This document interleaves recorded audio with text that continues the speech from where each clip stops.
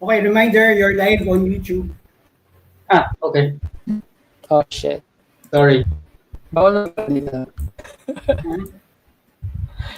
Nothing controversial naman. Hindi ba? Tapos Nothing i-beep controversial, niya ako. yeah. I-beep niya ako. Tuloy ba yung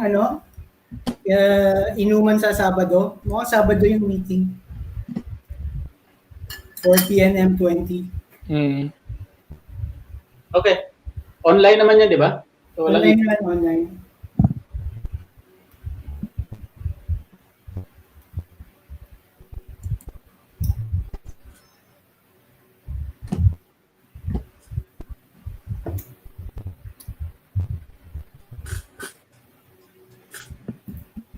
Ilan ba tayo dito?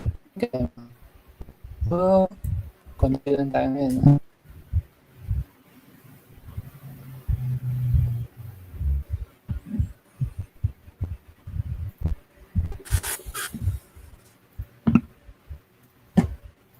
Ano yung noise na yun?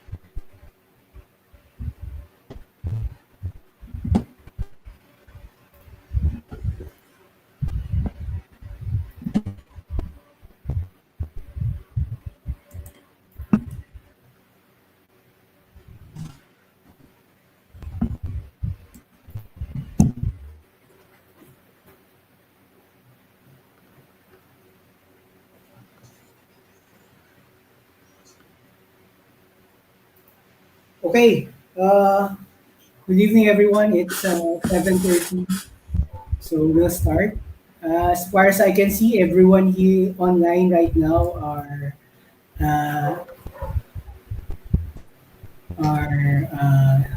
no one's new. So I'll just proceed with sharing some of the basic information about tonight's session.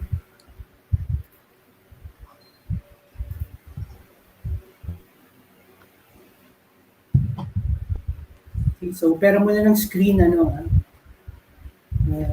Shit.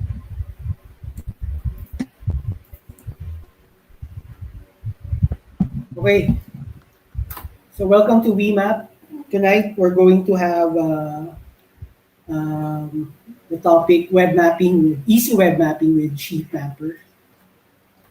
As a reminder, tonight's session, as always, is live streamed to YouTube.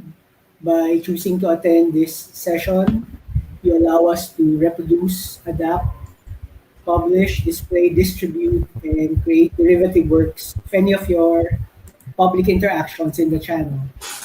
All information and content are provided as is and without warranties of any kind. All views, thoughts, ideas, and opinions expressed by participants are personal and not necessarily shared, supported, or endorsed by the organizations and initiatives associated with them or mentioned herein. If you enable your camera or screen sharing, please take the necessary precautions to safeguard your private and personal information. A code of conduct is expected for all participants in the live session. Ideas and information are exchanged most effectively in an atmosphere free of abuse or harassment and characterized by courtesy and respect. To that end, the Mappa Time organizers expect all session participants to conduct themselves in a manner that establishes an atmosphere free from discriminatory practices. The full text of the COC is available in the ISGD shortcut shown on the screen. In case there are breaches of the COC, please email us at the address indicated on the screen. or send me a direct message through the chat box. So tonight's session is live stream to YouTube. The channel is, the specific URL is on the screen. A few reminders: mics are turned off by default to minimize and welcome noise. If you wish to talk, please press the space bar, or if you wish to speak longer, toggle the mic button.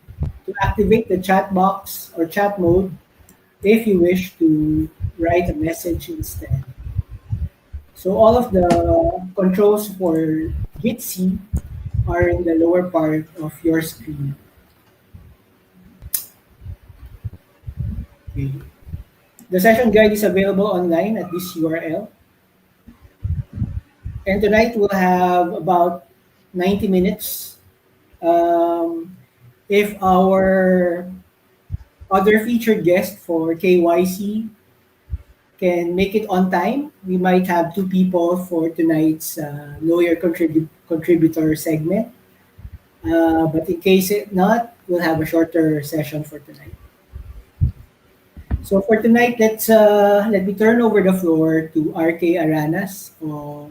He is one of the organizers of Map Time Diliman and a very active advocate of Phosphor-G in the Philippines. RK, are you ready? Yeah. Yeah. Okay. So the floor is yours. Hello. So, hi, good evening. So, I'll be talking about easy web mapping with Sheet Mapper. Okay. Hi, I'm RK. So, I think, okay, I'll just introduce myself. So, hi, I'm RK. So, I'm Ruko on Twitter. And I'm with the Stamina for Space Grasp. So, kung familiar kayo sa Diwata, kami yung nagdi-distribute ng data ni Diwata. I'm also one of the members ng Phosphor-G+8. So, we used to organize workshops on the use of free and open source software, mostly sa UP. So, you can think of us as kami yung other half ng free and open source for geospatial, while the OpenStreetMap folks they provide the data, kami naman yung sa software for processing the data. And I'm also an organizer ng Maptime Diliman. So it's an open learning group for geospatial, based on Diliman, as stated in the name. So we used to have meetups dati when meetups were still a thing and it's still safe to go outside. So for now, I don't know if we're going to try to hold meetups then. So yung topic ko ngayon is Sheet Mapper. So what is Sheet Mapper? So it's a live updating map na it's a web map na yung the data on the map is from spreadsheets lang. So it's actually part of Mapbox impact tools. So yung impact tools are tools that are aimed towards communities who may not necessarily have access to technical skills. So kasi maybe Maning can discuss later kung may gusto magtanong. So kasi when you want to make a web map, it is much easier now kaysa dati, pero you still need some working knowledge ng JavaScript, CSS, HTML, and you have to host it somewhere. So yung beauty ng impact tools like Sheet Mapper, they already have templates, so you can just copy paste the thing. So and the availability of the use of spreadsheets for the back end makes it one less barrier of entry para magamit ng mga tao. So yun nga lang, so there's some limitations lang ng using something like Sheet Mapper. Magkakaroon ka ng limitations like say your data will be public, since yung Sheet Mapper, yung data mo nasa isang Google Sheet, and then for Sheet Mapper to be able to access it, gagawin mo siyang you have to share it as publish mo siya as CSV, and then you have to set yung settings niya to public. So this is not a good tool for projects na sensitive yung data, like I guess yung ibang ginagawa ng Mapbox, or yung mga people who map yung mga AIDS facilities or yung mga VAUSI, violence against women. Maybe this is not the best tool for that. And then yung isa din ay it will not be not that scalable kasi ano siya. Yung data mo kasi ay nasa Google Sheet. So it comes with yung limits din ng Google Sheets. I know some of us have worked din yung Google Sheets mo sobrang daming tao, tapos masyadong maraming nag-edit, etc. Tapos babagal siya. Tapos may Google Sheet role limits din. So if you really have lots of data, hindi rin siya good for it. So I think Google Sheets is like di maraming pala, 5 million cells yung limit, pero it's just something to keep in mind.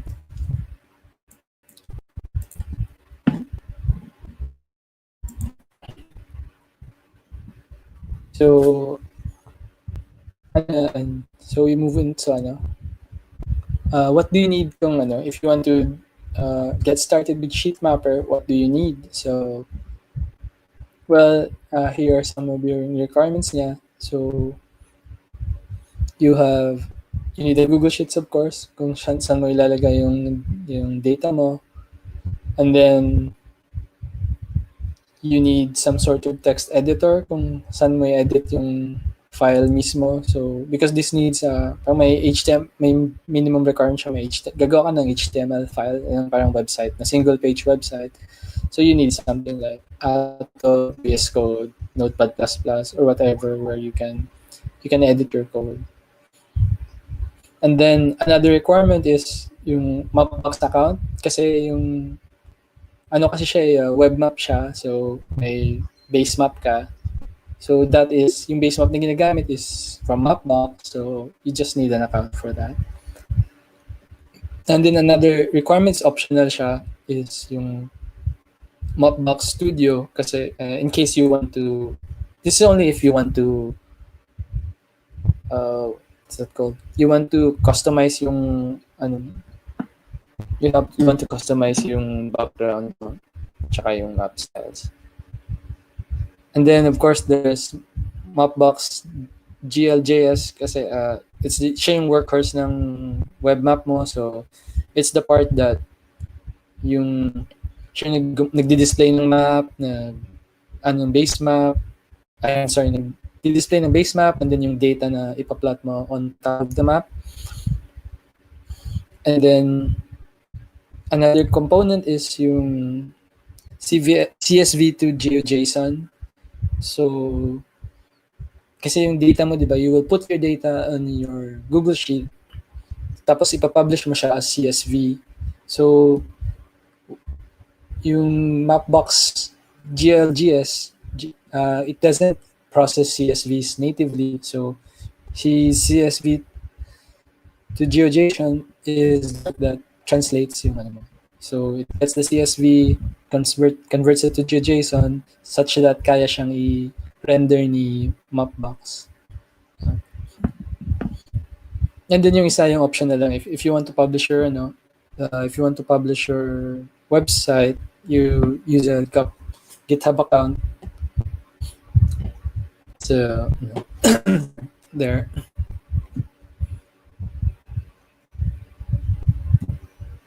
Okay.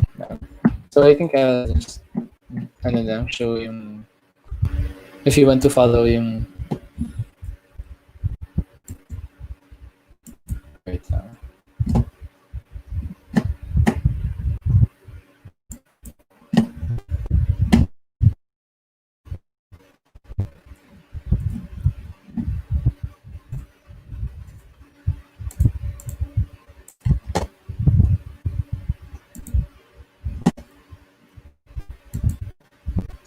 Hello.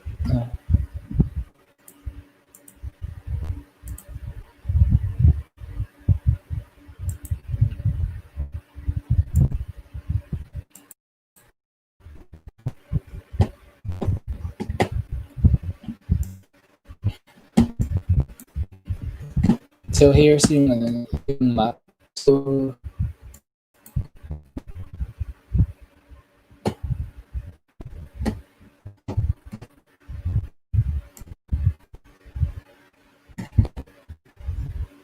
for this example, I'm using, if you want to follow along, so here's yung, you can do sa jsfiddle.net.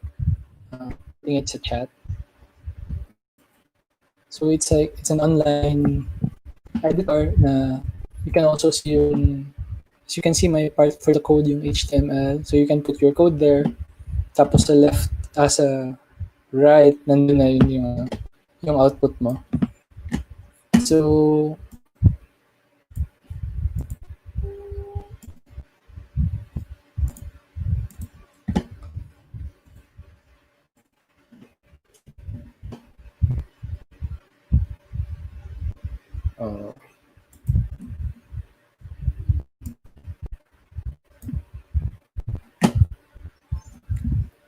So as you can see, yung code niya ay, this is already a template from Mapbox. So may ano lang siya, may HTML, and then yung JavaScript libraries na gamit niya. So you can see dito yung, it takes care of everything. So yung Mapbox GL JS, which renders the map. They already imported it. Tapos yung CSV to GeoJSON, it's also there.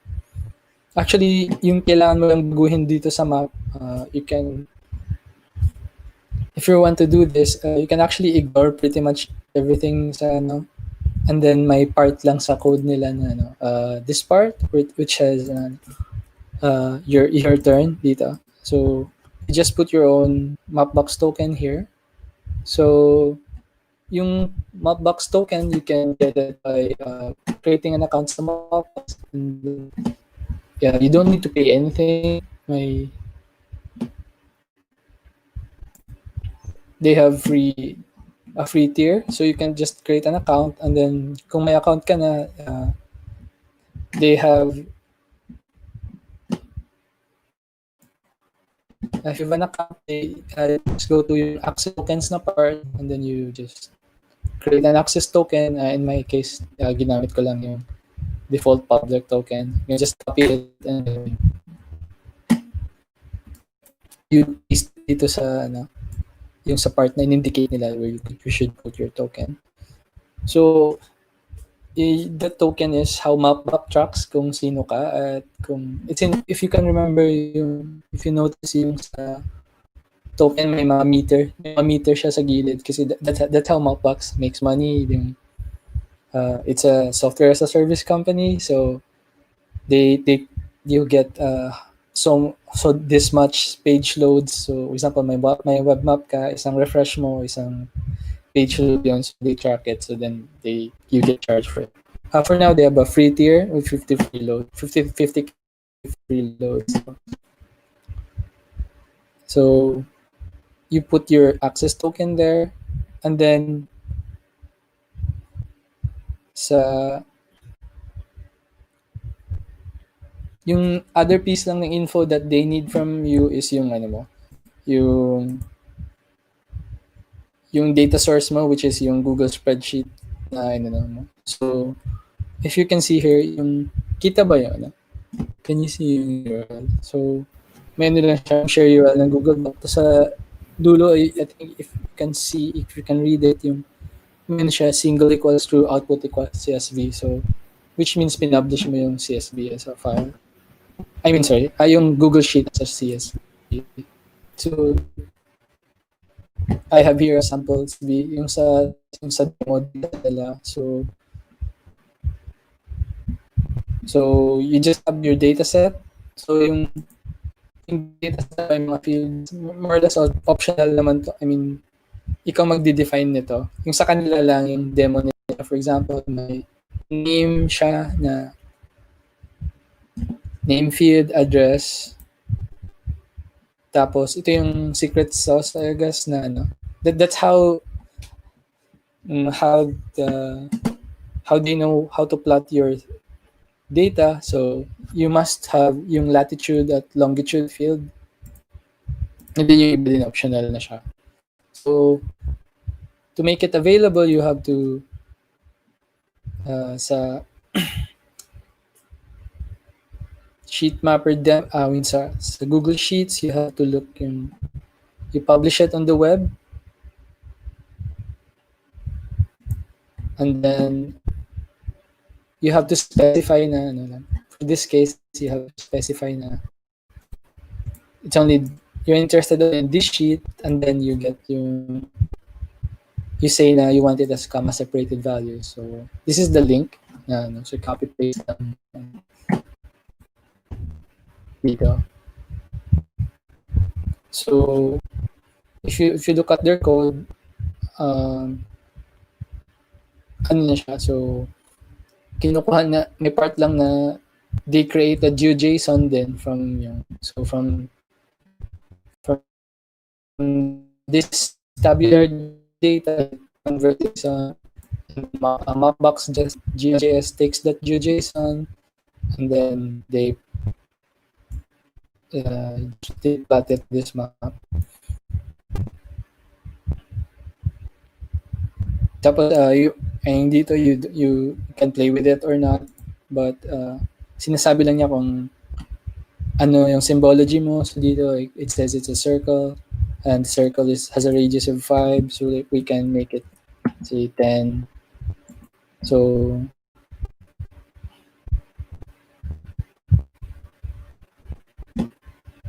okay.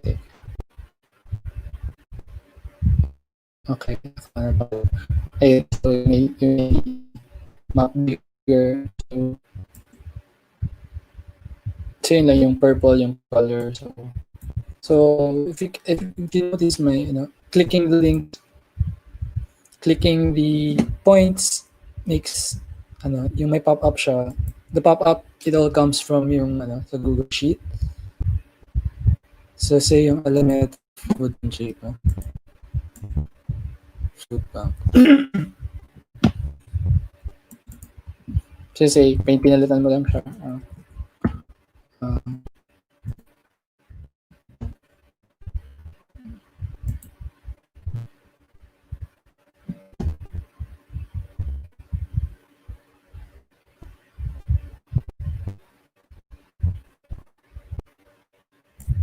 Okay, hindi ka maalala yung channel. Ayun, so pa-delay lang.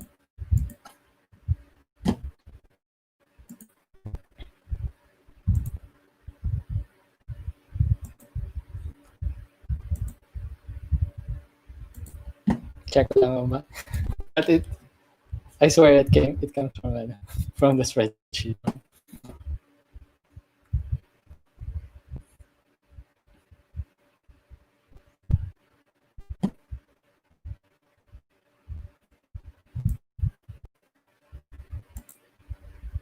Yeah, I think may caching somewhere. Kaya hindi siya nag-update. I'll hanapin ko yung sagot kung bakit. Pero yung data nito, it comes from that spreadsheet. So, yung mga pop-ups, may lang dito, may code lang na nag-handle it. So, yung dito, so, if you can see this, saan yun naman ba? So, yung dito, ito yung description na pop-up. So, var description, so yung that name. So, this one corresponds to that name. Yung address din, correct address, and then phone then. So you can also change this, but it has to correspond dito sa Google Sheet. And if you want to do it,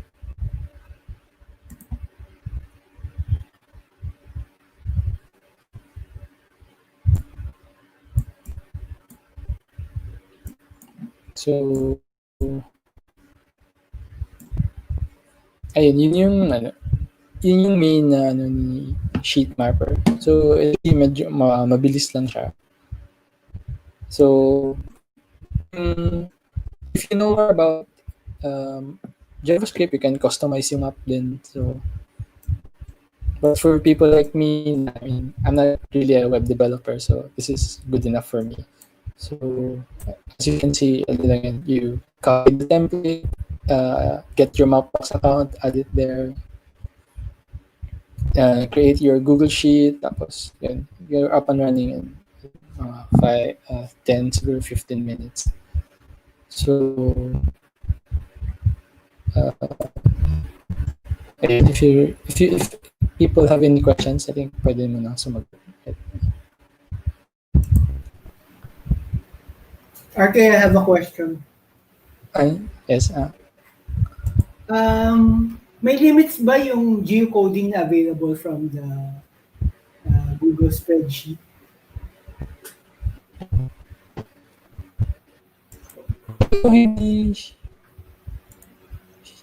Hindi siya nagawin. Yung nasa guide, hindi siya nag-geocode, ikaw yung mag-input ng ano. At least for this version. Yung address dito, pang ano lang talaga siya. Kasi nalala ko yung nasa guide niya, ito, yung address na to hindi siya for geocoding, for display lang. Kasi yung nasa guide nila, you go to Nominatim, tapos ano yung nasa guide nila, you go to Nominatim. And then manually copy the coordinates? Ngayon manually copy pa sila. Maybe we can add yung geocoding. I noticed in your sample spreadsheet, you have a geocode menu. Option. Yun sa akin yun. Oh. Could you show us how to use that? Yeah. Hindi ko siya it's been a long time since I used it. Hindi siya connected dito at all. Hindi connected? Okay. Hindi. So the assumption here is that when you do your spreadsheet, you have your own means of geocoding your POIs. I think point of improvement yan for them. Sorry. Alam ko, yung geocoding na to ginamit ko to dati. Basta hindi for this. Alalahanin ko, pwede kang anuhin mamaya. At pag naalala ko kung paano ito ginagawa. Pero gumagamit ba tayo ng ano? Hindi ba bawal gumamit ng Google Geocoding? Google Geocoding. Hindi naman OpenStreetMap eh. Sorry. Alam ko ginagamit ko rin. Hindi ko na matandaan kung yan yung same option na ginagamit ko for geocoding with Google Sheets. May plugin yata yan or extension. Yung sa tayo eh, if I recall correctly. Or add-on, okay. May tayo na. Yan baka sumula eh. Hindi ka related sa... Okay lang yun, sige. Address. Ay natin. Matagal mo nang hindi ginagamit. Station required.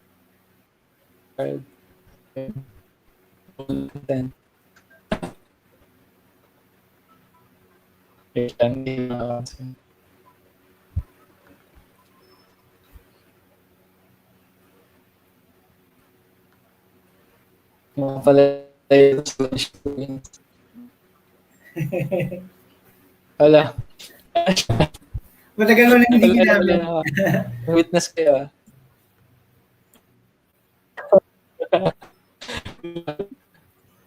basta nakakalat ng data ka.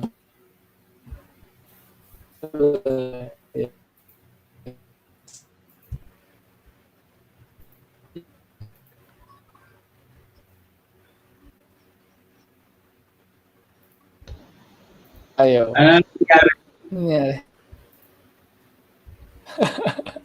Nag-geocode kami. Parang ayaw, Erwin. Mamaya na lang pag nag-geocode. Sorry History code. Okay. Latitude, longitude. Pero yung sa sheet mapper as it is, you do your own geocoding. Okay. Baka pwede mo itong kasama yung conjunction. Hindi siya kasama. Ayun. Kita niya. Nag-work siya. Bakit pero geniucode niya. Nilagyan niya ng coordinates. so si address ay totoong place. So, pero yun.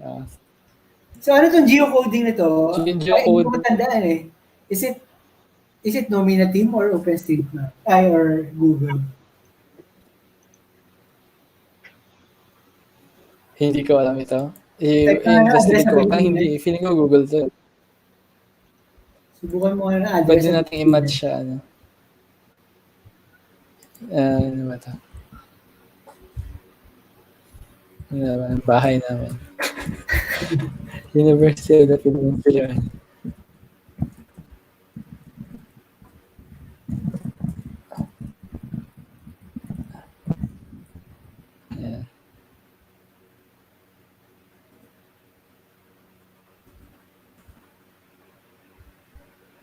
Yun. Bigyan natin. Ito ba yan? May check ba kayo? Kung ano Makikita naman yun doon sa map, di ba? I mean position. You mean wait, ito sa ano? Oo.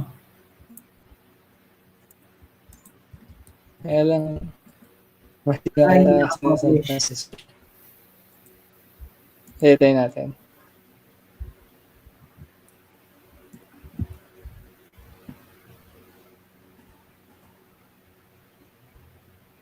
Hindi naman natin siya mababasag. We'll run kayo just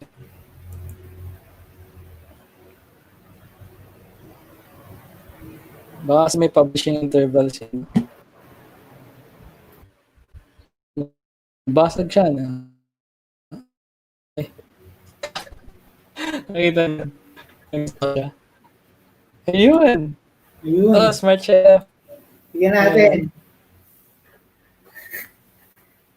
Ayun. Mukhang nasa Luzon naman. Hindi ko lang alam kung paano natin mag... tama naman. Mukhang tama. Dito ba sa OSM? Hindi na wala siya blanking. Hindi ko nilagyan ng phone address. So, yung Hindi yan Wala. OSM. Alam Hindi OSM. dito. OSM yan dapat naka dun mismo sa label ng University of the Philippines. Yung nasa baba. So, do you think Google Geocoder ngayon? Dito. Yeah. So, napansin nyo nag-bug. Kanina kasi naka-zoom siya sa San Francisco, di ba? Nag-bug natin, nag-zoom out din siya.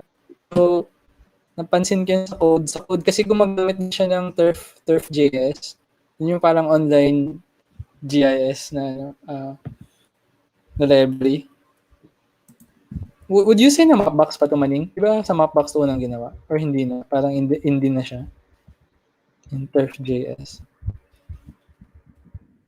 Yung JavaScript library, yung ginamit nila, si turf.js kasi it has yung mga intersect, mga overlap, yung mga JS operations. So, yung ginamit nila dito, parang, di ba may tayo, mga longitude, lahat ng mga points, tapos, wait, hanapin ko. Box. Ayun, may box siya. So, if you can, kita ba? Ito, Yeah. may command. So, lahat ng data, it puts it sa bbox na function. So, nag-return siya ng bbox. Pag nag-run tayo,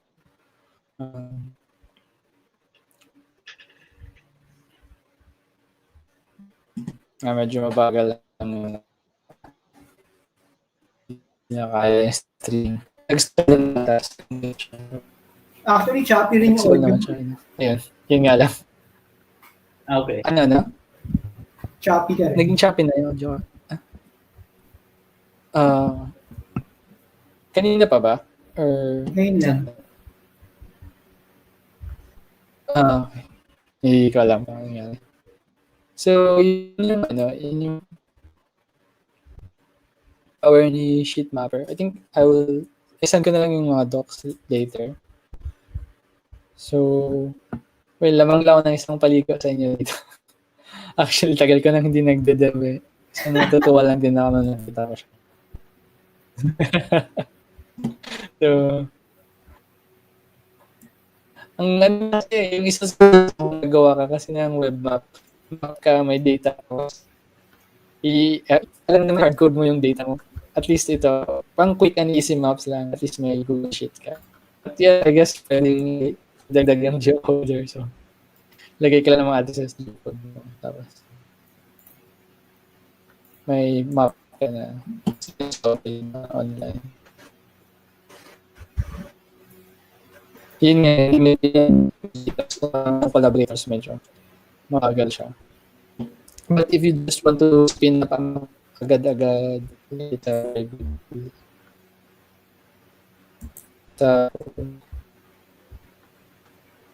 Actually, hindi yung sasabihin ko lang rin. Siya na mabilis. May ano ba kayo? Sino na bakit yung step niya yan? Baka na tayo. 9 na tayo. So for RK, para kompleto yung demo, could you just show us how to get the add-on? For geocoding. Sige, add-on. Wait. Iba pa bang options? Alalahan ka pa.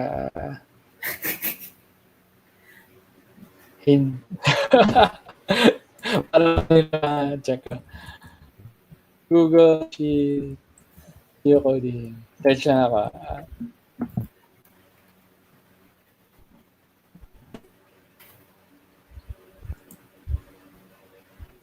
If tama yung ano ko.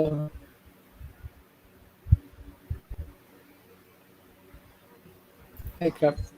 Geocode.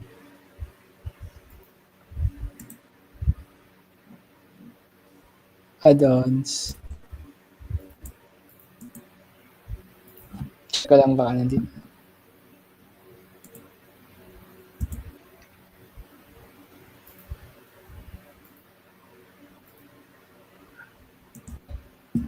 Search ka lang Hindi ko na alam. Weird eh. Nandun siya pero hindi niya sinasabi kung anong pangalan niya. So it's a custom script. It's not in the Google Store, Marketplace. Wala. Sa Marketplace pero may dalawang results eh. Si add-ons. Si Sheet Geocoder. Feeling ko si Awesome ano yun. Di ba dalawa sila? Geocode by Awesome. Feeling ko ito.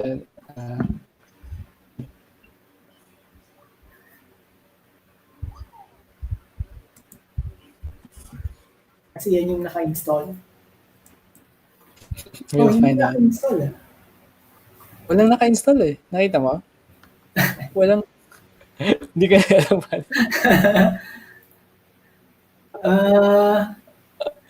Sa akin na naka-install Geocode by Awesome. Pero hindi ko na matandaan. Live troubleshooting. Itong add-on na to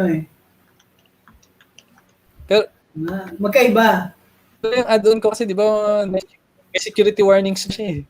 O nga, talagay ko custom script yan. Iba yung si Geocode by Awesome.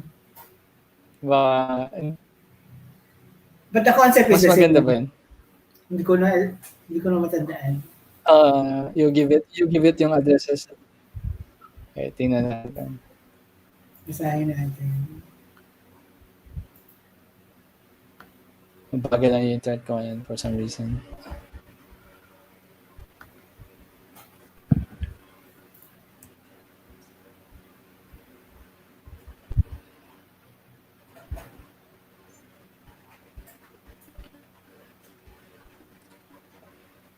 Installed. So let's Geocode by Awesome.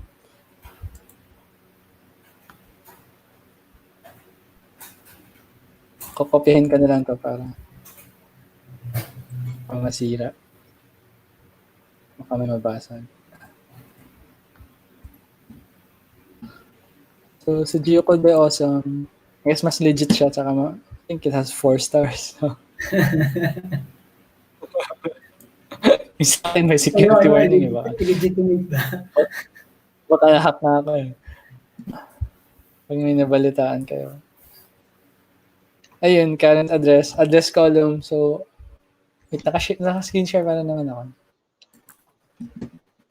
Tama ba? So, yun. Si Geocode by Awesome, install niyo siya sa Get Add-ons. So, add-on marketplace ni Google. Tapos magkakaroon ka ng Geocode by Awesome na table. Tapos when you start it, lalabas to sa sidebar. And you just tell it kung saan. Tapos kung anong column yung address. Tapos you just, wait, ang simple na pala. Just press the button.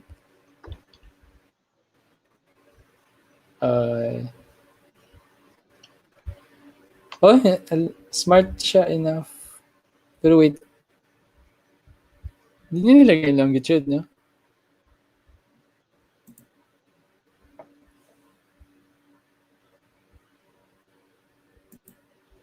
Nakita niyo, Erwin? Nilagyan niya yung latitude mo yung longitude. Ulam. Hindi ka alam nangyari. Kailangan mo bayad. Hindi ka alam. Try natin dito. Where addresses? Ang weird naman nito. Sheet 2 address. Okay. Wait. Baka nilagay lang niya sa isang ano. Ayun. Mas malinis dito. Oh. Baka may something sa ako. Well, pero na ano niya.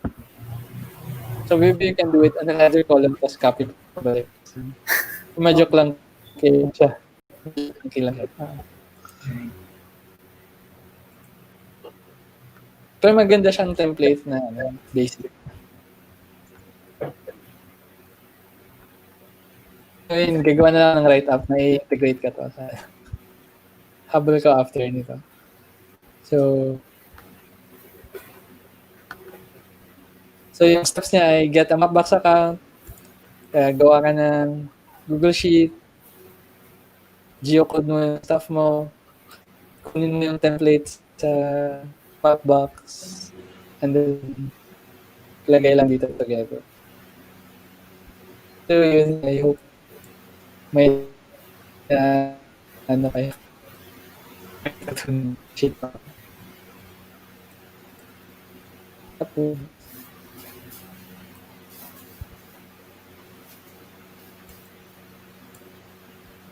hello.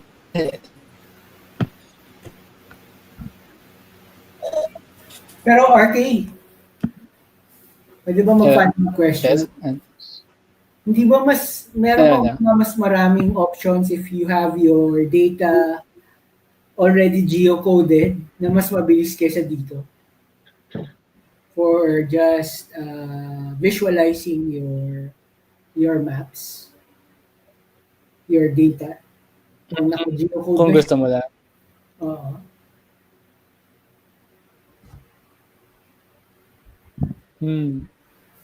Ito na ba pinakamabilis in your experience? To be honest, huwag nag-geocode kasi ako, nag-ano ako. Nagpa-Python kasi ako. So, hindi ka na naisip yung ganito. You mean kung graphical?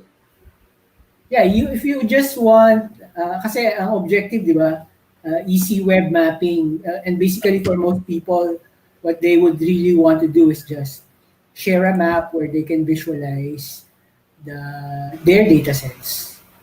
But is this really the fastest way of doing it? Not really. This is kung ano, I think yung main value nito ay if kailangan mo ring mag-collaborate with other people. So, I think na-skip ko kasi yung part ng publishing. So, for example, I think maraming gumamit nito for COVID. So, for example, may mga minamap mo yung mga efforts, tapos hindi ka marunong mag-code and then mag-update ka ng mga maps. So, if you have friends na maglalagay lang ng addresses, Though, come to think of it, kaya mo rin palang gawin yan with yung mga Google Docs. Ay, di ba may mga Google Maps na collaborative maps? So, kaya actually hindi ko alam kung ano yung main hindi ko sinabenta ng maayos. Yung ano, yung pinaka main selling point niya over check Itag din natin si Maning. Kasi for me, more of curiosity kasi siya. So, I mean, pero yung mga, kung gusto mo talagang mag-map na ng marami, may, I think, OpenStreetMap, may sarili rin siyang UMap ba yun? Or, UMap, okay. Oo, di ba? You can also do that din dun eh. So, teka nga yun. Rationale nila. Okay. Well, yeah, this is not the fastest. Buti na lang hindi ako gumawa ng claim. Sharing process. Mukhang easy naman. I think ang isang challenge for anyone Geocoding, who's new into mapping would be the geocoding part. And admittedly, the geocoding provided by Google Maps could provide better results than nominative. Nominative. For now, no. Yeah, for now. Not necessarily. Ay, ayan. Could you elaborate, please, sir? Alam niyo naman, minamapa natin yung OS mapa-aralan, no?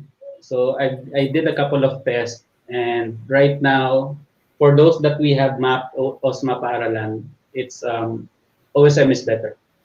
Wow. Anong areas yun? Buong Philippines? So far, 8. Maning ba gusto mo mag-share ng update about OSMA paaralan? We mapped more than 90% for 12 out of 81 provinces. What? 90%? 90% of the more than 90% of 12 provinces. Siyempre, hindi kasali yung Negros, hindi kasali Cebu, so maliliit. What if gamitin ang photon instead of nominating? I haven't tried. I don't know. Meron bang online service na photon? Hindi ko matandaan, pero may ginagamit ako.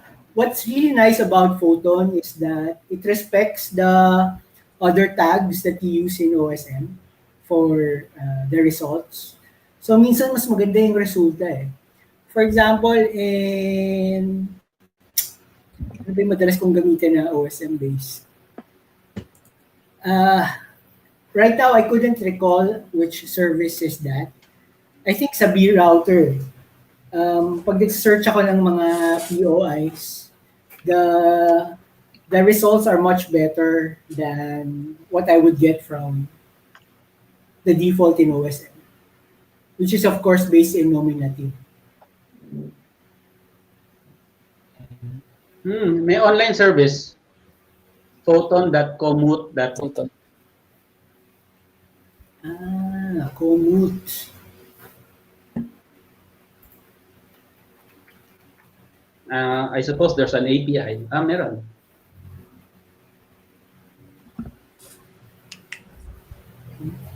Ano ulit yung URL? Photon.komoot.be. K-O-M-O-O. Yung spelling pala ako.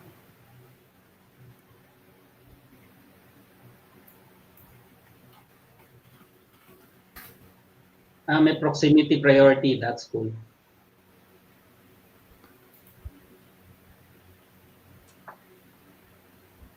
Anyway, lahat naman ng geocoding service is dependent on data quality. So, in most cases, good enough si Google.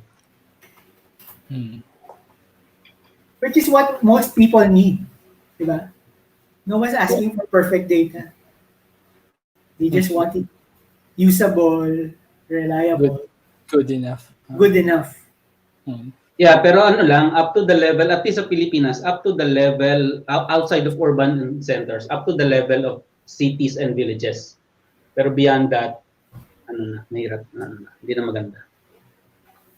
So, thanks to OSMA Paaralan, we're going down to places outside of urban areas and trying to find villages and sitios indexed correctly in OSM.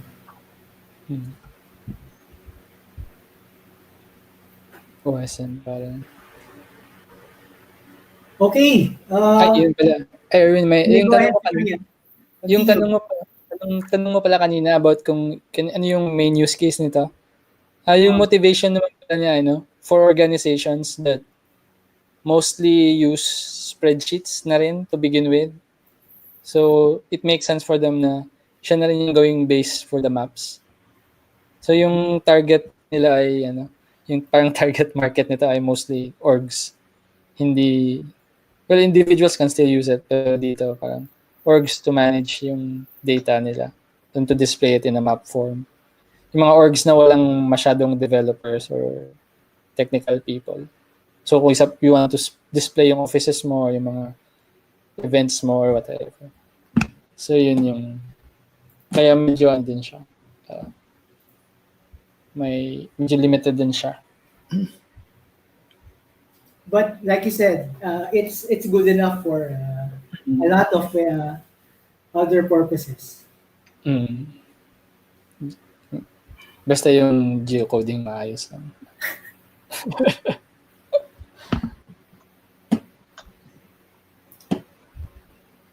Yeah, I think I'm good na unless may questions. Okay, are there any questions for our facilitator for tonight regarding Google Sheets or anything related to the topic? No further questions.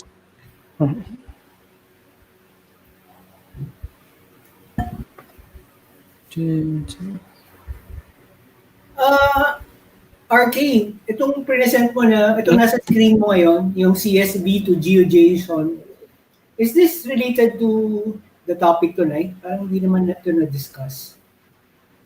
Yung utility for CSV to GeoJSON. Ito, yung sa spreadsheet ba yun? Ito? Yung nasa presentation deck mo ngayon, na naka-display. Nandito na siya. Part na siya, nasa code lang siya. Actually, you don't really have to know kasi kung ano siya. Okay. Ito. Yung ano. Kasi di ba ipapublish mo siya ipapublish mo siya publicly as parang CSV. So, before mo siya ma-feed to Mapbox, GLJS, kailangan siya maging GeoJSON. So, parang may translation layer na nagagano. Dito kasi ipapublish mo siya sa spreadsheet. Ito. So, ito yung mga Hood na siya. dirty stuff. Hindi naman kailangan malaman, pero pinakita ko pala na yun yung mga components ng tool.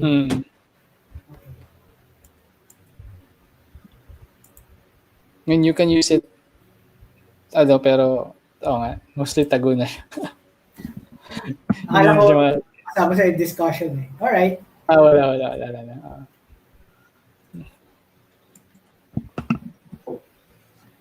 Hanap ko na siguro yung screen share. Okay, are you done with your wrap-up or are you wrapping up? Yeah, I think I'm done naman. Unless may further questions pa.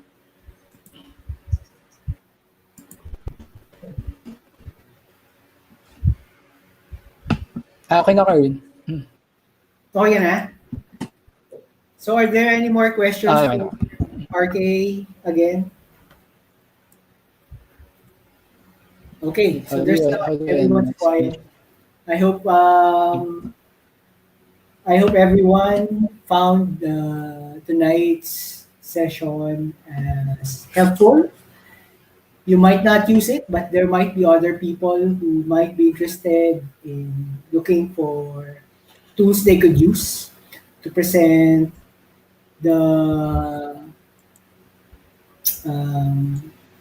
or visualize the data that they might have. So that's one of the things you can tell them about sheet mappers from Mapbox. Okay, so RK, maraming salamat sa oras at panahon na ginugol mo for our presentation tonight. Yay! Also, as usual for us, we have our KYC segment. And for our Know Your Contributor segment for tonight, um, I am presenting RK as our host. Kasi nandito si RK. Bihira natin makita si RK. So RK, handa ka na ba? Sige. Okay naman. Kung gusto mong ipakita yung mukha sa screen, okay lang. Optional yun. Bumagal naman eh. Okay, sige, let's start. Okay lang, nakita na nila kayo. Ano na to? KYC or Know Your Contributor is a segment in our remap sessions where the objective is to get to know some of the people we might have encountered through the maps we've been creating in OpenStreetMap, or you might have heard of because you've been talking to them in the channels where we are active. So for tonight, we have RK. He introduced himself actually earlier. But anyway, our first question is, RK, could you tell us more about yourself apart from what you've said earlier, what you do, and how you got started in Phos4G? Mm-hmm. Hello. Okay. So yun, I'm RK. So right now I'm a researcher at UP Diliman. So I'm affiliated with the Stamina for Space program. So I took my master's sa geoinformatics I finished it rather. Nakakahiya kung kasama ko pa yung start. So I finished it in 2016. So yung specialization ko is actually sa geoinformatics, so information systems for geospatial data. Yung research ko is about mga land information systems. So yung mga yung mga LRA, mga DNR, yung mga related sa land titles na databases. So yung issue kasi dati is that yung mga land agencies natin may kanya-kanya silang database. So for example, yung LRA, yung mga titulo yun ng mga individuals, 'di ba? May mga lote sila, may database sila doon, may mga mapa sila. And then DNR din, pwede rin palang magpaano ng titulo sa DNR, so may mga mapa din sila. Tapos yung NCIP, yung mga indigenous people, may sarili din silang mga mapa, yung DAR din, so nagko-conflict sila. Which is, pag ganun kasi nagkakagulo din eh. For example, kasi developer ka, gusto mong magtayo ng lupad, i-develop yung area, magtayo ka ng subdivision, pero according sa DAR, agricultural land pa pala yan. Yung mga ganun. So, yung research ko na is about interoperability, so using free and open source na software at free and open source standards. So in that case, more of I want the databases to talk to each other. So parang yung DAR database will send yung data niya to the LRA database. So pwede mong parang magkakaroon ka ng distributed yung maps mo, but you can have a single view of the situation, di ba? So you can project yung maps mo. So makikita mo yung overlaps in between system. In overall overlaps or intersections. Kasi yung current process nila is magpapadalahan sila ng mapa. Parang I will send you my map, tapos check mo yung mali, balik mo sa akin. Tapos, and it takes like mga isang buwan or more. So, at least yun yung research ko ng masters. But yung work ko ngayon actually is medyo malayo na. So, that one was vector data, and now sa PHL Micro, sa Stamina for Space, we deal with yung satellite imagery from Duwata. So, na siya, raster data. So, yung common lang sa kanilang lahat ay ano siya, more of, we still use, yung sa research ko, we used free and open source software. So, ano yan, GIS, so QGIS, PostGIS, tapos may mga feature servers like GeoServer at hindi, nakalimutan ko lang isang ginamit na Python na server. So, and then ngayon naman, so, sa Stamina First Space, we process lots of satellite imagery, but we don't use yung mga NV or other proprietary software. We also use mostly Python. So yung geospatial stack ng Python, so Rasterio, yung Fiona, tas yung NumPy, SciPy, and all that stuff. So, does that answer pala? Or masyadong ako? Even, are you interested in those stuff? Baka pala. That was very elaborate discussion of your background. Pero you didn't tell us how you got started in Phosphor. Okay. So I think I got started with Phosphor-G as most people sa UP got started. Matrace ko lahat kay Sir Jules. so I think I was in class doon, tas may pinagmamalaki niya yung QGIS niya ba yun? Or, actually, I don't remember anymore kung ano yun. Parang kasata. So, na-curious lang din ako. Tapos, at that time, may mga lab X kami, tapos pinakita niya may QGIS. So, tinay ko rin yung QGIS. Parang may lab X kami na data analysis with ArcGIS. So, tinay ko siyang gawin sa QGIS. So, I don't know why hindi ako na-discourage kasi pangit pa yung QGIS. Hindi niya magawa yung gusto kong gawin. So, pero ayun, yun yung nagplant ng seeds na, oo nga na pwede siyang gawin na, with open source tools. Kasi yung ArcGIS, it's so expensive. I think pala, wait, may ano pa pala before, my friends kasi ako from the Linux users group. Okay. So, may ganun kasi silang org. So sila yung mga cool kids, yung gumawa ng halalan, yung election voting software. Pero yung open source Geo, later na yun, yung na-kick out na ako sa COE, tapos nasa ano na ako sa GE. Pero alam ko kasi Sir Jules yun siya yung nag-plant na. Parang kami lahat, si Maning. So malinaw na downline ka pala ni Oo, kami lahat. Si Maning, si Sir. Actually, kami lahat ata yun at post-Geo. Okay. So that's I hope everyone has been elucidated by Arte's explanation of his how he got started in Phosphor-G. So RK, what motivates you to contribute to Phosphor-G the way you do? Ayun.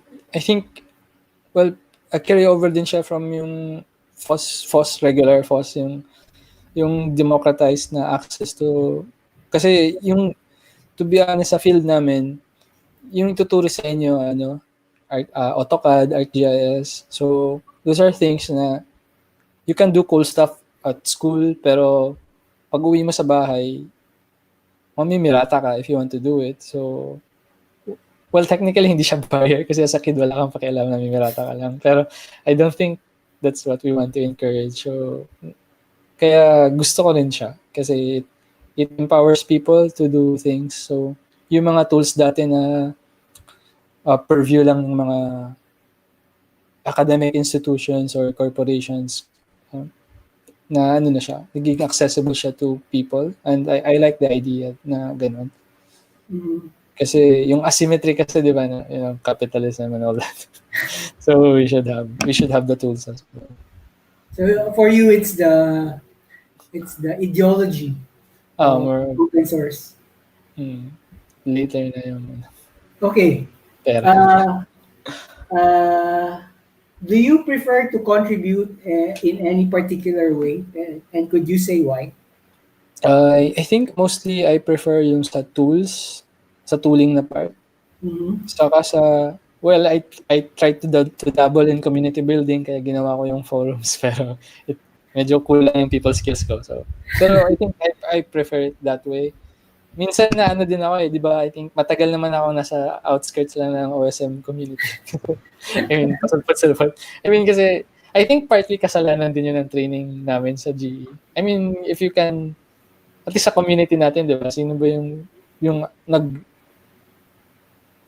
nag-digitize, yung nag-OSM talaga, nagko-contribute ng data mismo. Kasi I think sa training namin, mas may emphasis kasi sa utilization na ng data. So I guess na ano ko rin, na-internalize ko yun somehow. Kasi for the longest time, tinatry ko din talagang ano na rin, may mga mapathon, di ba? So, nasusustain naman nila for a while, but after some time, parang hindi siya talaga nag-stick. So, mag-focus na ako sa other ways, like yung gagawa ng mga data analysis or tooling or organize ng events. So, yun yung bias ko. I think dahil din sa You background. shouldn't feel bad about it because sa ano naman, sa ecosystem ng open source, maraming ways of contributing, and it's okay. Ano. Most people here kasi yun yung mean. Okay. That's okay. I think that misunderstanding would often come if you have a very shallow view of the community. Okay, tama. The next question is, what do you think is the biggest misconception about Phosphor-G and how do you think should it be addressed? I think yung ano lang na, kasi people like, di ba medyo paradoxal, like people like free things, but people also think free things are, cheap or bad quality. So, yung mga software na, so, ano ba? Biggest misconception. So, I think, saka yun din, I think low quality, connected dun sa being low quality, wala din siyang parang warranty, etc. So, I think, maganda rin na, yung mga efforts ni na Ben, like, Ben is starting, ngayon, di ba? He's trying to, he has his own outfit na, na may support sa QGIS, or something like that. Kasi, people will not, especially companies, they will have a hard time trying to use yung mga Phosphor-G kung wala rin, parang walang backing or walang sense of stability at reliability yung mga tools na yun. So I think yun yung isang kailangan muna nating i-address. Kasi yung mga the S3s of this world, yung mga ArcGIS of this world, they have companies na may mga lobbying at marketing budget. So yung though I guess may OpenGeo distributor na pala dito, no? I think broadcast ba yun? Pero I think it's still very few. So I think we should have open source companies siguro or some other mechanism to give it some backing or legitimacy somehow. Kasi yung perception lang kasi ng mga tao. Or at least yun yung sa iniikutan ko So let me clarify this. Is the misconception about the definition of free or I think the perceived quality of free software. Okay. So dahil libre as in walang bayad. Must be bad. So the quality is bad. But it's not about the definition of free in free software, which is really what it's all about. Or ano din, I think yung related din dito, yung misunderstanding ng mga tao about licenses. Kasi like, I know someone from the department na nag-thesis siya, tapos OpenStreetMap yung ginamit niya, tapos parang sabi niya pangit, tapos alam mo yung inedit niya yung OpenStreetMap data, so i-modify niya, tapos feeling niya, nag-effort siya mag-modify, sa kanya na yun. Parang people have a very low understanding. So I think we missed out on some contributions dahil that person mamaya i-follow up ko yung question kung sino at ano yung research na yan. Okay. Right, so for this problem or for this misconception to be addressed, you're recommending what? With yung sa perceived quality lang, I think kailangan lang ng some company, or we need some software companies or some reputable institutions to endorse it or use it. Disreputable pa ba yung mga organizations involved in? I mean, yung mga companies din na, na they put their reputations on the line for it. I think yung OpenStreetMap doesn't have that problem anymore, but yung Phosphor-G in general. I don't think Q does have that problem, has that problem. Yeah, ano yun? Okay, Um, next question. What are the challenges of contributing to free and open geodata in the Philippines in general and to OSM specifically? mm, okay. Free open geodata. The challenges of contributing to free and open geodata in the Philippines. Well, at an individual level, parang mas clear naman yung path. I think more of, ano din, yung institutions, may reluctance pa rin sila to do it. Though I think they're having better moves ngayon. Ayun, may better naman silang ano ngayon. Pero so far, at least sa academe, medyo hindi pa rin masyado. Mhm. Mm. I'm surprised to hear that from you. Parang usually sa ibang bansa, when you talk about free and open source software, it's actually the academe who usually leads in that field. Diba? Mm. Sa experience mo sa Pilipinas, hindi ganun. Hindi masyado. May mga pockets na gano'n. Pero in general pa rin. Well, some like I think yung statistics departments, may mirror sila ng R, so medyo invested na sila doon. Pero, wait. Akala ko geodata. Yeah, sorry. geodata. Pag geodata, yeah, I think, yung ngayon, di ba, yung mga nagko-contribute naman sa OSM, mostly, mga thinking machines ng Philippines. Yung, Like I said earlier, there are many ways to contribute. But in terms of geodata, mismo, geodata generation. oo. Parang, Actually, sa totoo lang, I think the biggest na open na geodata was, I guess, the donation from DepEd to OSM. ay, hindi ako masyadong Actually, well-versed sa DepEd part. Naga Kaso GIS. nag-push to ayan, it. si may ano. Naga GIS. From Ah, Jesse Robredo. Tama. Oo. Isa sa mga maaga na trailblazing efforts. Nabuhay pa sa Bicol ang Naga GIS. I think yung ano ko, yung inisip ko kasi yung national scale. Kasi lang lagi kong, when you say kasi geodata, lagi kong naisip yung number yun. Tapos they have never. At the national scale, I think it would be the one from DepEd. Pero one of the earliest and successful efforts was yun sa Naga. LiDAR. Yung LiDAR.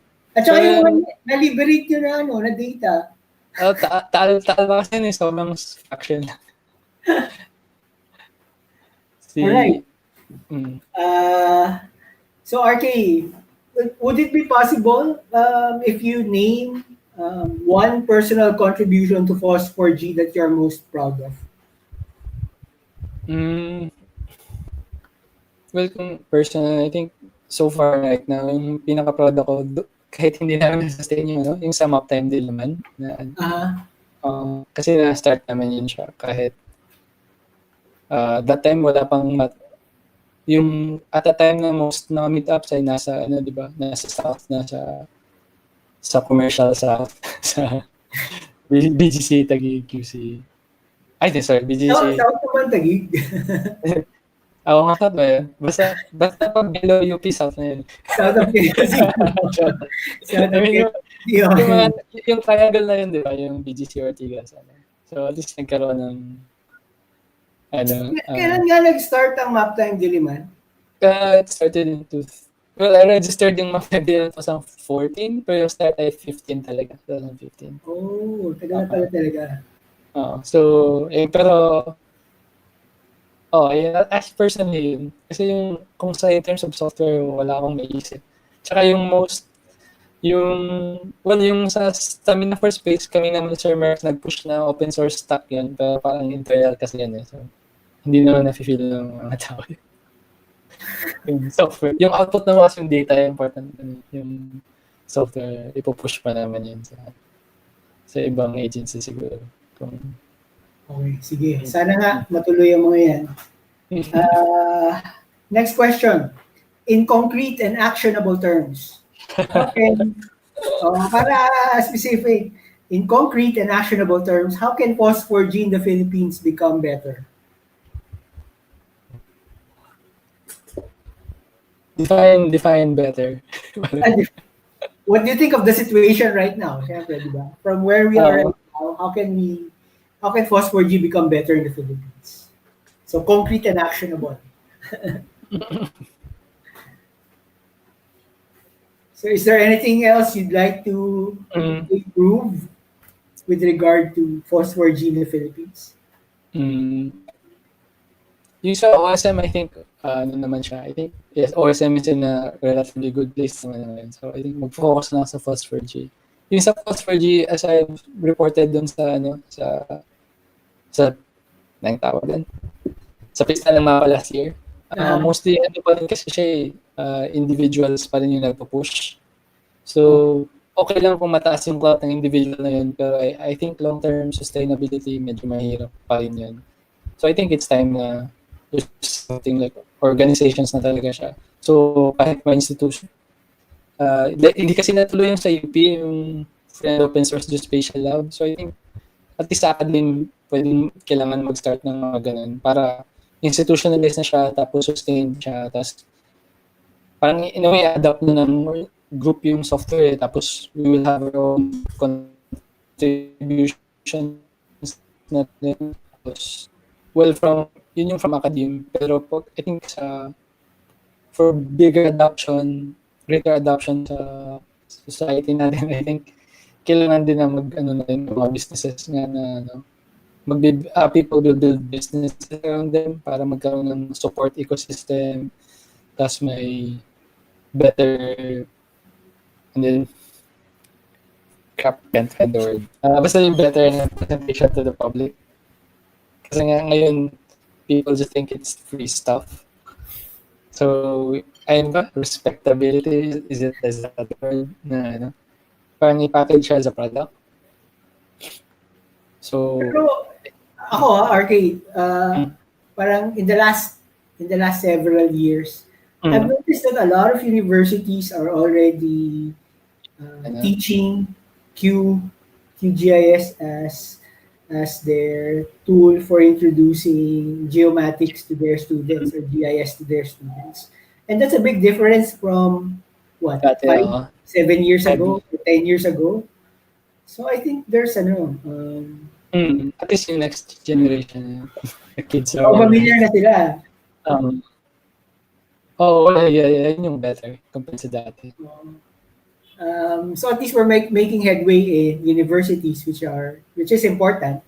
Kasi yun naman yung pipeline mo papuntang di ba? Yun naman ang future workforces, and it's great that they are familiar with these open source tools that hopefully they will use in their work in the future. Okay, next question. Can you name 3 local Phos4G initiatives other than those you initiated, and briefly tell us why they come to mind? Meron ba? OSM, Phos4G. OSM lang lahat eh. Kasi yun yung lang. Parang hindi naman. Hindi yung naisip ko eh. Kasi na-expose ako recently yung sina Miko sa Mapbox, sina Andy sa Mapbox. Yung sa initiatives pwede lang for profit, di ba? Yung bite-size. QGIS yun event. Mostly, dahil sila yung na-expose ako. So yung isa, in order na lang, kina Andy, I think it's important din kasi personally, I was diagnosed as manic depressive. So I think important na magkaroon ng awareness yung mga tao about yung sa kay Andy about mental health at kung ano yung facilities na available sa'yo So, I really appreciate yung ginagawa ni Andy. At tapos yung ano naman, yung sa Mapbox. Kasi for the longest time, they have been oppressed din, tsaka misunderstood. Tapos and I think it takes courage to do yung ginagawa ni Miko. Tapos yung kay Ben naman, I think, yun, I admire yung ginagawa ni Ben yung sa, yung pushing yung QGIS for business. At I think important din yung ginagawa niya. I think he offers, di ba, certifications na. Kasi those things are important for ano pa rin eh, for governments, for some organizations, or even individuals. Ayaw nilang mag-training kung walang paper. So, in a way that gives it legitimacy siya yung sa credentialing. I mean, kahit ayoko nang ganun, I understand na some people need those. So yun yung naisip ko. They need their Top of mind. certificates.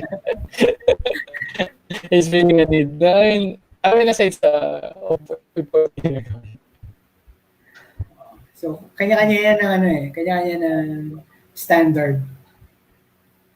Ano, saka itong way mo. Pero, sobrang meta na eh. Okay, yeah. Next, do you have any FOSS4G related personal anecdotes you can share with us? Memorable, interesting, funny, or whatever. Whatever. Is there any anecdote you can share?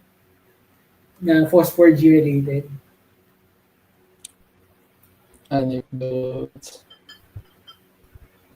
From your personal experience, Sure, wala akong may...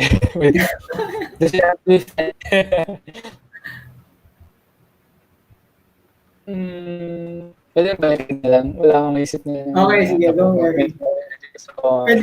Baka pwede ka mag-elaborate dun sa kinikwento mo kanina na nag-edit. Pinedit yung OSM at kanya na yung OSM data. Hindi ko siya papahalanan na kasi. Hindi ko siya kasabayan siya sa akin in terms of sa masters. Kasi kami yung first batch eh. Like fourth batch ng GMA. I think she's trying to do, yes, gender. I think she's trying to do parang accessibility ng hospitals. So, kailangan niya ng data sa hospitals na yung mga road networks ng Metro Manila. So, parang I think resource allocation na optimized na mga routing na ganun for hospitals. Tapos, I think yung naging problema niya tayo yung mga street networks. Okay. Ganda yung connectivity. I think this was way back in 2016, 17. Ano year to? Ganun, 16, 17, 15. Wala, nasa range na yun. Wala pang cart noon, wala pang concerted effort. Masyado.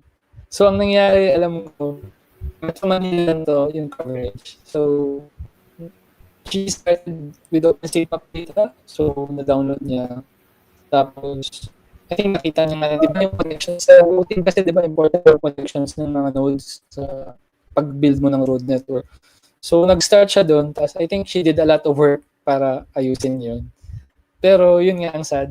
Hindi niya na ano pa yung license ng OpenStreetMap. Tapos, parang inano lang niya na pangit. Tapos, inedit niya. Tapos feeling niya, alam mo yun, nagkaroon siya ng ownership. kasi naglagay siya ng effort doon. Tapos, ayaw niyang mag-contribute. Kasi feeling niya, ang pangit naman yung ginawa nila.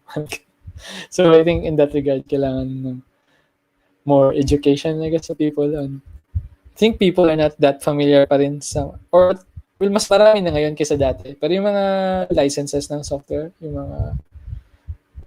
mga copyleft, yung share alike, medyo hindi siya in a way, hindi pa siya nire-respect ng mga tao. At least yun yung observation ko. So, RJ, ito bang tao na to, hindi ko naman kailangan kilalanin, ano? I'm just curious. Did they end up contributing the changes they made back to OSM? Hindi ko na lang sa Apple eh. Ano na lang, hindi na niya binigay credit.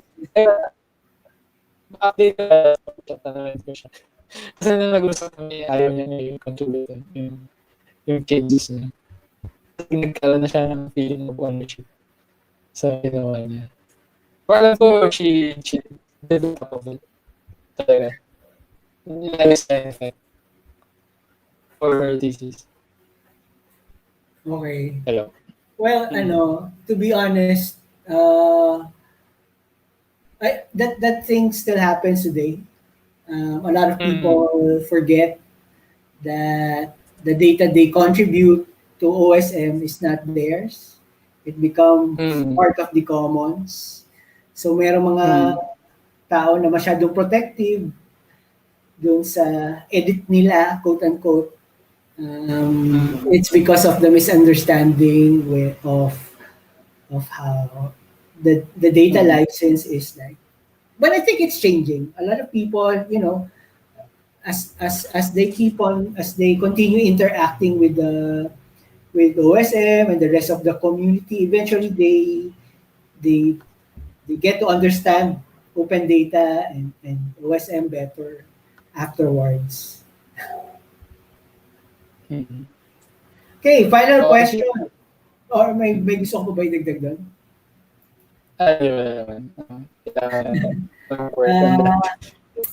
Still have What OS4G initiative is keeping you busy right now? right now, nasa international sa So, yung text namin, inas yung code. We hope to fix the data. Yung data kasi namin free of charge saka with an open license. But yung software, yun yung nilalaban namin na ma-release siya later. We have some interesting coding kasi sa program like yung paggawa ng mga data products. So from raw data, yung siyang reflectance at gradients for structures to may certain code din kami for auto tracing. So for example, may image ka tapos pala siya, raw image lang at wala pang geographic data. So we're working on automating yung process na may image ka lang tapos siya na bahalang maglagay ng information. Kasi ang motivation nito si Diwata kasi satellite namin medyo sayang niya yung targeting nag-off siya ng mga ilang kilometers. So we did to automate yung pag-assemble kung nag-geographic ito sa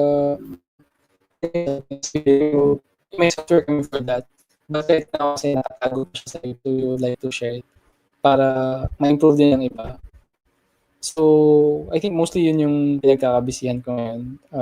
I tried din sa dito pero lagi ko na-miss yung yung Mapbox. So, instead na ito. First time ko ba mag-WeMap? Hindi naman, di ba?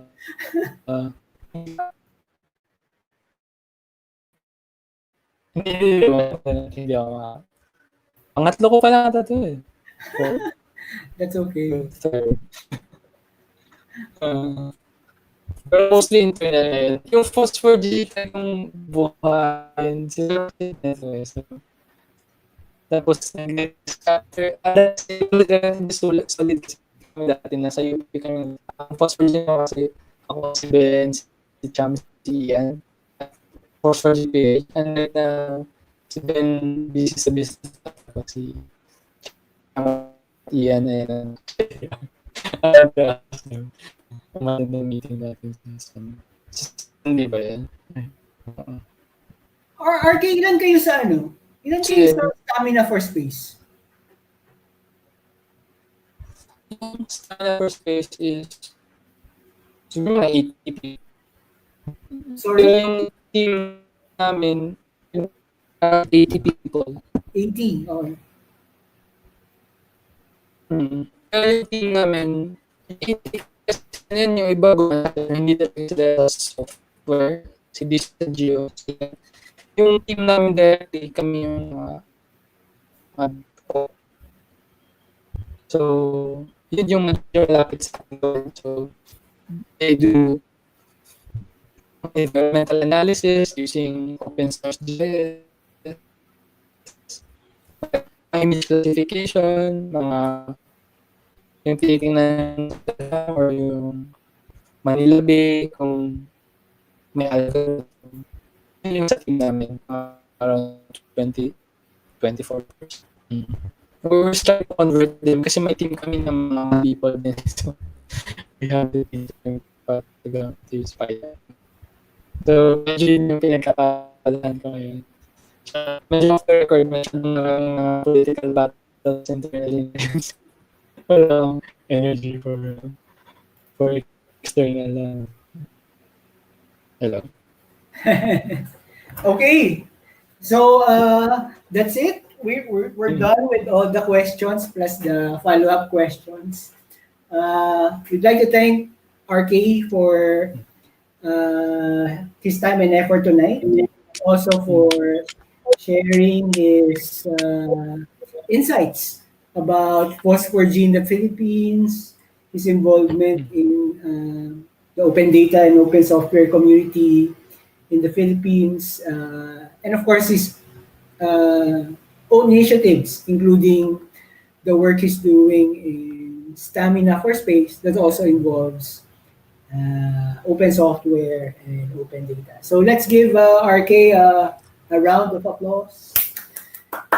And thank you for his time today.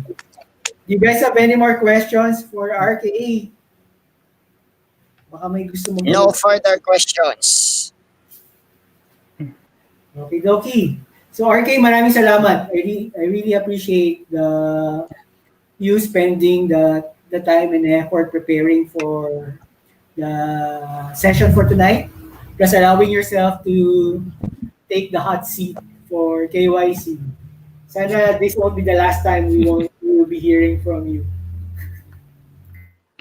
Yeah. Thank you. That's Nevin. Thank you, Ren. So before we end our session for tonight, let's have a Wi-Fi first group picture. Screen grab time. Yan. Okay, so please smile on 3. 1, 2, 3. Nasaan sila? Meron ba?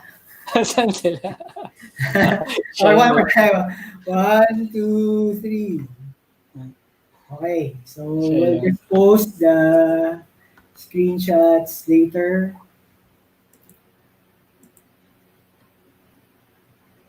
Okay, before we end our session for tonight, a few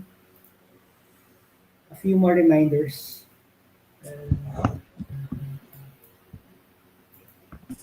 Alright. Saan na ba?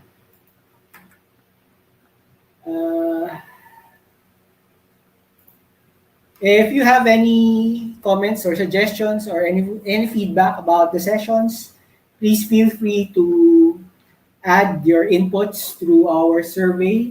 This is a very short survey and will take you less than 5 minutes. The short URL is available on the screen. I hope you can see that screen. is.gd/1LZQYN.